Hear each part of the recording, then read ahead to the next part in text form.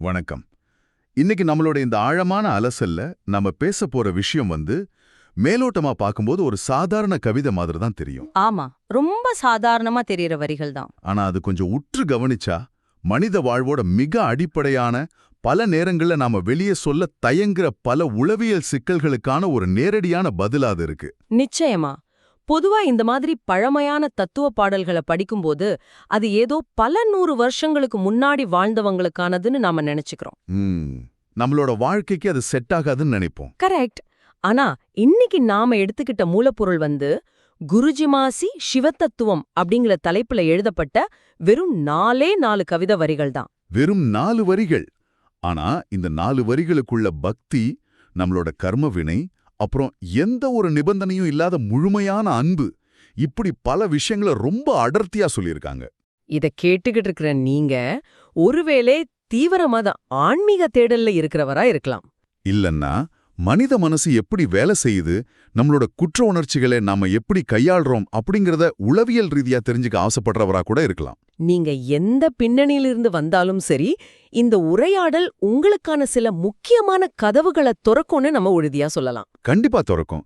இந்த 4 வரிகளும் ஒரு மனிதன் தன்னோட அகந்தையிலிருந்து ஆரம்பிச்சு, அதாவது ஈகோலிருந்து ஆரம்பிச்சு, தன் தவறுகளை உணர்ந்து கடைசியா ஒரு முழுமையான சரணாகதியில எப்படி நிம்மதி அடையறான்னு காட்டுற ஒரு பயணம். அந்த பயணத்தை நாம முதல் வரியிலிருந்தே ஆரம்பிக்கலாம்னு நினைக்கிறேன். சரி, ஆரம்பிக்கலாம்.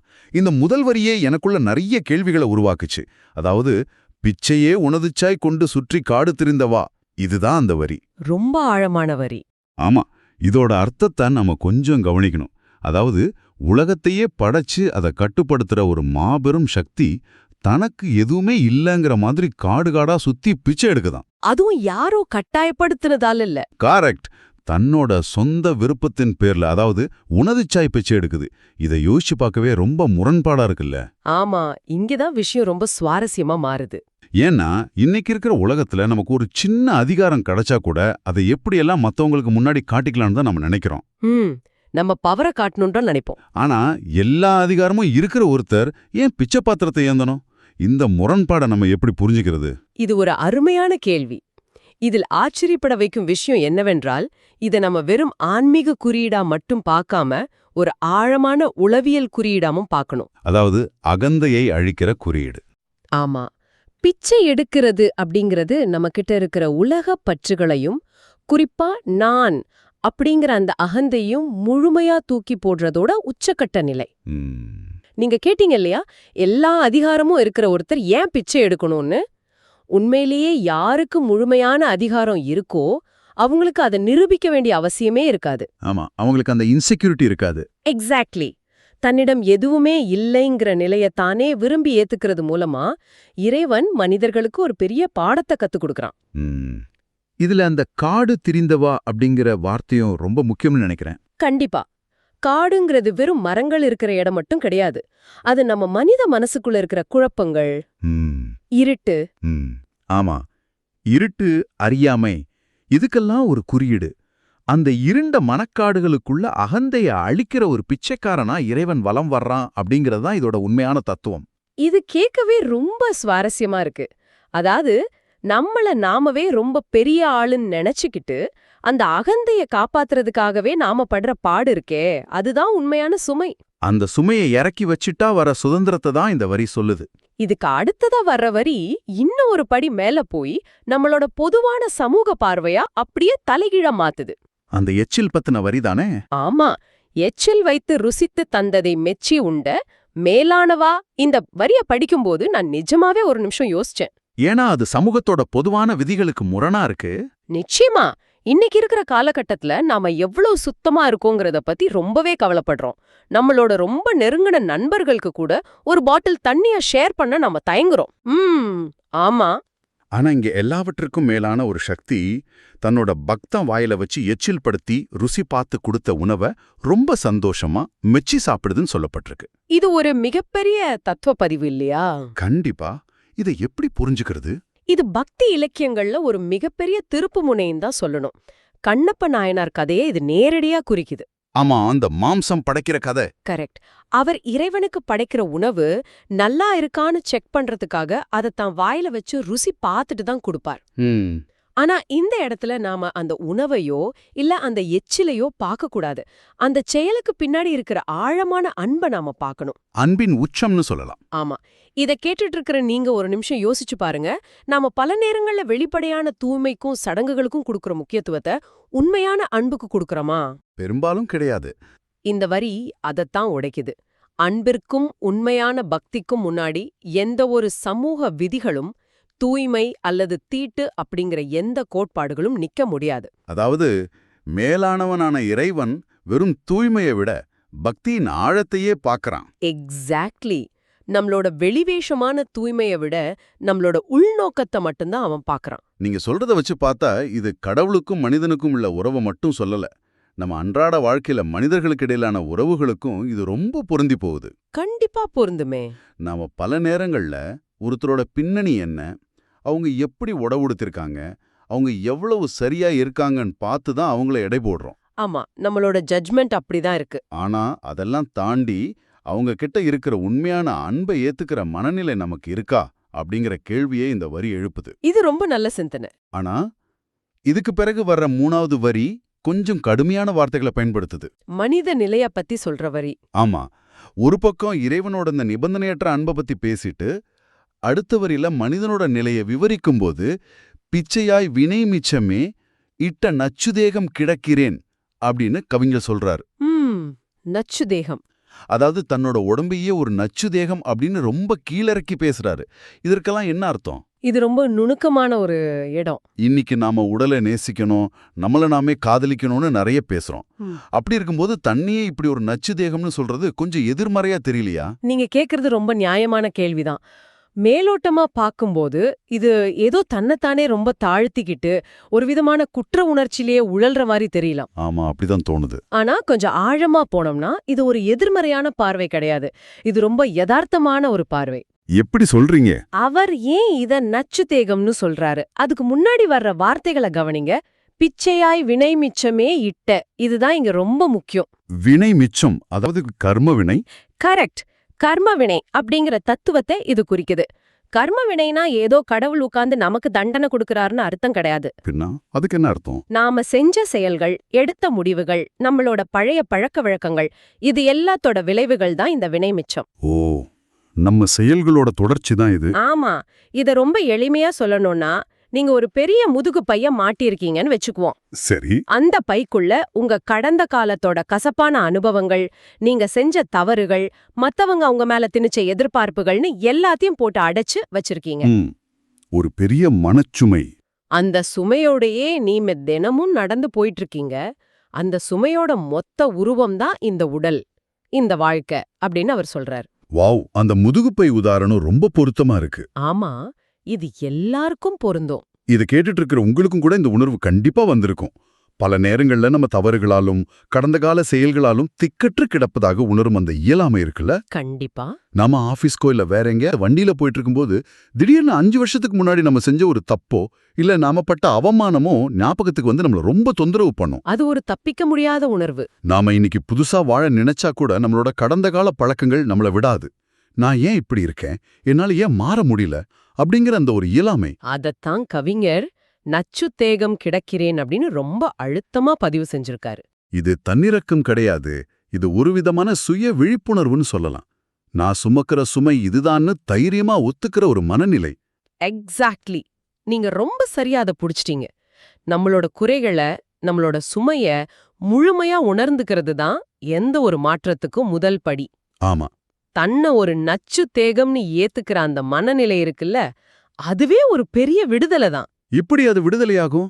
ஏன்னா இன்னைக்கு இருக்கிற உலகத்துல நாம எல்லாருமே ஏதோ ஒரு வகையில ரொம்ப சரியா இருக்கணும் தான் ஓடிக்கிட்டு இருக்கோம். சமூக வலைத்தளங்கள்ல நாம ரொம்ப சந்தோஷமா இருக்கணும்னு காட்டிக்கணும். ஆமா, வேலை பார்க்குற இடத்துல நாம தான் பெஸ்ட்னு நிரூபிக்கணும். கரெக்ட். இந்த மாதிரி ஒரு போலியான முகமூடிய போட்டுக்கிட்டே சுத்துறது எவ்ளோ பெரிய மன அழுத்தம், ரொம்ப பெரிய சுமைதான். ஆனா இந்த கவிஞர் என்ன சொல்றாருன்னா, என்கிட்ட அந்த மாதிரி முழுமையெல்லாம் கிடையாது, நான் என் பழைய வினைகளை சுமந்துகிட்டு தவிக்கிற ஒரு நச்சு தேகம் தான் அப்படின்னு எந்த ஒளிவு மறைவும் இல்லாம ஏத்துக்கிறார். அந்த ஏத்துக்கொள்ளுதல் தான் அவரை அடுத்த கட்டத்துக்கு கொண்டு போகுது. கண்டிப்பா. ஆமா, அந்த முகமுடிய கழட்டி வச்சாலே பாதி பிரச்சனை தீர்ந்துடும். ஆனா இந்த இடத்துல தான் எனக்கு ஒரு பெரிய ஆச்சரியம் காத்துக்கிட்டு இருந்துச்சு. 4வது வரி இல்லையா? ஆமா. ஒரு பக்கம் தன்னோட உடம்பையும் தன் நிலையையும் நச்சு தேகம் வினை மிச்சம்னு இவ்வளவு தூரம் இறக்கி பேசின ஒருத்தர் அடுத்த வரியில திடீர்னு தன்னோட குரலை மொத்தமா மாத்துறார். ஒரு வெற்றியின் குரலா மாறுது. 4வது வரியில வெற்றிவாய் புகழ்ந்தேத்தினேன் எனை மெல்ல மலர்த்தாழை ஏற்றுவார் அப்படின்னு முடிக்கிறார். இது எப்படி சாத்தியம்? அது ஒரு அழகான முரண்பாடு. தான் ஒரு தகுதியே இல்லாத நச்சு தேகம்னு முழுமையா நம்புற ஒருத்தருக்கு எப்படி அந்த வெற்றி முழக்கம் வருது?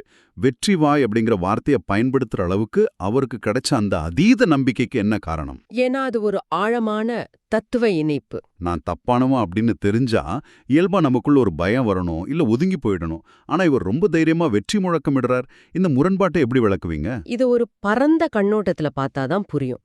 இது முரண்பாடு மாதிரி தெரிஞ்சாலும் இதுதான் முழுமையான சரணாகதியோட உண்மையான வெற்றி. முழுமையான சரணாகதியா? ஆமா, அந்த வெற்றி அவருக்கு எப்படி வந்துச்சுன்னு நாம கொஞ்சம் பின்னாடி போய் 2வது வரியோட இணைச்சு பார்க்கணும். அந்த எச்சில் உணவை ஏத்துக்கிட்ட வரியோடையா? கரெக்ட்.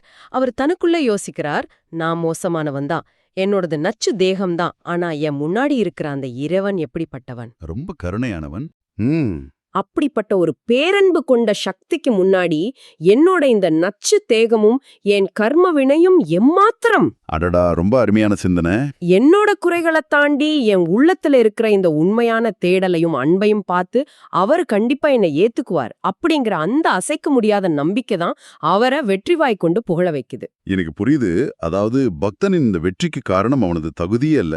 நிச்சயமா அவனது தகுதி கிடையாது. மாறாக எச்சில் உணவையே மெச்சி உண்ட இறைவன் கர்மவினையால் உழலும் இந்த நச்சு தேகத்தையும் நிச்சயம் ஏத்துக்குவான்னு நம்புறான். அதுவும் எப்படி ஏத்துக்குவான்னு சொல்றார் பாருங்க, மெல்ல மலர்த்தாழ ஏற்றுவார். ஆமா, அந்த வார்த்தைகளை நாம கட்டாயம் கவனிக்கணும். ஏன்னா பல நேரங்கள்ல கடவுள்னாலே அவர் ஒரு பெரிய நீதிபதி, நாம தப்பு பண்ணா லிஸ்ட் போட்டு தண்டிப்பார் அப்படிங்கிற ஒரு பயம்தான் நம்ம மனசுல இருக்கு. அது ஒரு தவறான புரிதல். ஆனா இங்க மெல்ல மலர்தாழ அப்படின்னு சொல்லும்போது அதுல எவ்வளவு ஒரு மென்மை இருக்கு பாருங்க. இறைவன் கடுமையானவன் அல்ல, அவன் மென்மையானவன். ஒரு நச்சு தேகத்தை ஒரு மலர் மாதிரி மென்மையா கையாளக்கூடிய ஒரு கருணை அது. நம்மள நாமே ரொம்ப கடுமையா தண்டிச்சுக்கிறப்ப இந்த மாதிரி ஒரு மென்மையான அரவணைப்பு நமக்குள்ள ஒரு பெரிய நிம்மதியை கொடுக்குது. நீங்க சொன்னது ரொம்ப சரியான பாயிண்ட். நாம எல்லாருமே நம்மளோட மனசுக்குள்ள நமக்கு நாமே ஒரு கடுமையான நீதிபதியா தான் உட்கார்ந்துகிட்டு இருக்கோம். ஆமா, எப்பவும் நம்மள நாமே விமர்சனம் செஞ்சுப்போம். நம்ம சின்ன தப்பு பண்ணா கூட நீ லாயக்கற்றவன், உன்னால எதுவுமே முடியாது அப்படின்னு நம்மள நாமே கடுமையா தண்டிச்சுக்கிறோம். ஆனா இந்த சிவ தத்துவம் அது முற்றிலுமா மாத்தி அமைக்குது. அது என்ன சொல்லுதுன்னா, நீ எப்படிப்பட்டவனா இருந்தாலும் சரி, உன்னோட வினைகள் எவ்வளவு கடினமானதா இருந்தாலும் சரி, சரி, நீ எப்போ அந்த அகந்தைய விட்டுட்டு முழுமையா சரணடையறியோ அப்போ அந்த பேரண்ட சக்தி உன்னை ஒரு பூவை ஏத்துக்கிற மாதிரி ரொம்ப மென்மையா ஏத்துக்கும். வாவ். இந்த இடத்துல இறைவன் அப்படிங்கறத ஒரு பரந்த பிரபஞ்ச சக்தியாவோ அல்லது நம்மளோட ஆழமான உள்மன அமைதியாவோ கூட நீங்க பொருத்தி பார்க்கலாம். அப்போ நம்மள நாம ஏத்துக்கிறதும் அதுல அடங்கும். கண்டிப்பா. எப்போ நாம நம்மளோட குறைகளோட நம்மள முழுமையா ஏத்துக்கிறோமோ அப்போவே நமக்குள்ள ஒரு பெரிய அமைதி மலருது. ஆக இந்த 4 வரிகளுமே சேர்ந்து மனிதர்களாகிய நாம எப்படி வாழணும், நம்மள நாம எப்படி பார்க்கணும் அப்படிங்கிற ஒரு பெரிய வரைபடத்தையே நமக்கு கொடுக்குது. ஒரு முழுமையான வாழ்க்கை முறைன்னு சொல்லலாம். இதை கேட்டுக்கிட்டு இருக்கிறவங்களுக்கும் இந்த உணர்வு இப்போ வந்திருக்கும்னு நினைக்கிறேன். நான் மறுபடியும் சொல்றேன், இது வெறும் கடவுளை பத்தின பாடல் மட்டும் கிடையாது. ஆமா, இது மனித மனச பத்தின பாடல். இது உங்களை பத்தின, என்ன பத்தின ஒரு ஆழமான உளவியல் பார்வை. நாம நம்மளோட தகுதிகளை பத்தி எப்பவுமே கவலைப்பட்டுக்கிட்டே இருக்கோம். எனக்கு நல்ல வேலை இல்ல, நல்ல பின்னணி இல்ல, அதனால நான் மத்தவங்களோட அன்பை பெற தகுதியானவன் இல்லையோன்னு நாமளே நம்மள ஒதுக்கி வச்சுக்கிறோம். அது தேவையற்ற ஒரு சுமை. ஆனா தகுதிகளை விட உண்மையான அன்பும் நம்மள நாமளே எந்த ஒளிவு மறைவும் இல்லாம ஏத்துக்கிற அந்த மனநிலையும் தான் ரொம்ப முக்கியம்னு இந்த வரிகள் நமக்கு தெளிவா உணர்த்துது. கண்டிப்பா. இந்த ஆழமான அலசல்ல நாம விவாதிச்ச இந்த விஷயங்களை சுருக்கமா தொகுத்து பார்க்கணும்னா இதுல 3 முக்கியமான படிநிலைகள் இருக்கு. அந்த 3 படிநிலைகளை சொல்லுங்களேன். முதலாவது தூய்மை அல்லது தகுதி அப்படிங்கிற சமூக பார்வையை உடைக்கிற நிபந்தனையற்ற அன்பு. எச்சில் உணவை ஏத்துக்கிட்ட விஷயம் இதத்தான் குறிக்குது. அன்பு இருந்தா அங்க தகுதிகளுக்கு வேலை இல்ல. கரெக்ட். 2வது மனிதர்களாகிய நம்மளோட நிஜமான இயலாமைய தைரியமா ஒத்துக்கிறது. அதாவது ஈகோவை விட்டுட்டு நம்மளோட கர்ம வினைகளையும் மனப்பாரங்களையும் இதுதான் என்னோட நச்ச தேகம்னு எந்த ஒளிவு மறைவும் இல்லாம ஏத்துக்கிறது. 3வது மற்றும் ரொம்ப முக்கியமான படிநிலை முழுமையான நம்பிக்கை மற்றும் சரணாகதி. அந்த வெற்றிவாய் முழக்கம். ஆமா, நாம எவ்வளவு குறைகள் உள்ளவர்களா இருந்தாலும் அந்த பேரன்ப நம்மள தள்ளாது, மென்மையா மலர் மாதிரி அரவணைச்சுக்கும் அப்படிங்கிற அந்த அசைக்க முடியாத நம்பிக்கையால கிடைக்கிற வெற்றி. ரொம்ப அழகா தொகுத்து சொன்னீங்க. இந்த 4 வரிகளுக்குள்ளே இவ்ளோ பெரிய ஒரு தத்துவமே அடங்கியிருக்குங்கிறத நினைக்கும்போது ரொம்ப ஆச்சரியமா இருக்கு. இதுதான் நம்ம மரபோட சிறப்பு. இந்த உரையாடலை நாம முடிவுக்கு கொண்டு வரதுக்கு முன்னாடி இதை தொடர்ந்து கேட்டுக்கிட்டு இருக்கிற உங்ககிட்ட தான் ஒரு முக்கியமான சிந்தனையை முன்வைக்க நான் விரும்புறேன். கண்டிப்பா அத சொல்லுங்க. இன்னைக்கு நம்ம பார்த்த இந்த மூலப்பொருள்ல ஒரு மாபெரும் சக்தி சமூகத்தால தூய்மையற்றதுன்னு ஒதுக்கப்படுற ஒரு எச்சில் உணவையே அந்த அன்பின் காரணமா பரிபூர்ணமா ஏத்துக்குது. அதே மாதிரி கர்ம வினையால பாதிக்கப்பட்ட ஒரு நச்சு தேகத்தையும் மலர் மாதிரி ரொம்ப மென்மையா ஏத்துக்குது. இத கொஞ்சம் உங்க அன்றாட வாழ்க்கையோட பூர்த்தி பாருங்க. நிஜ வாழ்க்கையில நாம எப்படி இருக்கோம் யோசிக்கணும். சர்வ வல்லமை படைத்த அந்த இறைவனே குறைகளையும் தூய்மையற்ற விஷயங்களையும் இவ்வளவு கருணையோட ஏத்துக்கிறான் அப்படின்னா, மனிதர்களாகிய நாம ஏன் நம்மள சுத்தி இருக்கிறவங்க கிட்டயும், குறிப்பா நமக்குள்ள இருக்கிற சில குறைகள் கிட்டயும் இவ்வளவு கடுமையா நடந்துக்கிறோம்? அது ரொம்ப ஆழமான கேள்வி. நாம ஏன் எப்பவுமே மத்தவங்கள விகர்சனம் பண்ணிக்கிட்டே இருக்கோம்? அவங்க இப்படி இருக்கணும் அப்படி இருக்கணும்னு ஏன் விதிகளை உருவாக்குறோம்? அதைவிட முக்கியமா, நீங்க உங்களையே ஏன் இவ்ளோ கடுமையா விமர்சனம் செஞ்சுக்கிறீங்க? நம்ம பார்வையில எது தூய்மை எது குறை அப்படிங்கறதே இந்த சிவதத்துவம் இன்னைக்கு முற்றிலுமா புரட்டி போட்டிருக்கு. ஆமா, நாம யோசிக்க வேண்டிய விஷயம் அது. ஒருவேளை உங்ககிட்ட இருக்கிற அந்த பலவீனங்களும் குறைகளும் தான் உங்களை இன்னும் அன்பானவரா, இன்னும் உண்மையானவரா மாத்துதோ என்னவோ? சற்று சிந்தித்து பாருங்கள். ரொம்ப அழகான ஒரு முடிப்பு. உங்களை நீங்களே முழுமையா ஏத்துக்கிறதுக்கும், உங்களை சுத்தி இருக்கிற உங்களோட குறைகளை அன்பால அரவணைக்கிறதுக்கும் இன்னைக்கு நாம பேசின இந்த சிந்தனை பயணம் உங்களுக்கு ஒரு சின்ன தூண்டுதலா இருக்கும்னு நம்புறேன். உங்களோட இந்த மனச்சுமைகளை இறக்கி வச்சுட்டு நீங்களும் நிம்மதியா வாழணும்னு கேட்டுக்கிறேன். கண்டிப்பா இதை பத்தி யோசிங்க. இன்னொரு ஆழமான ஆலோசலோட உங்களை மீண்டும் சந்திக்கிறோம்.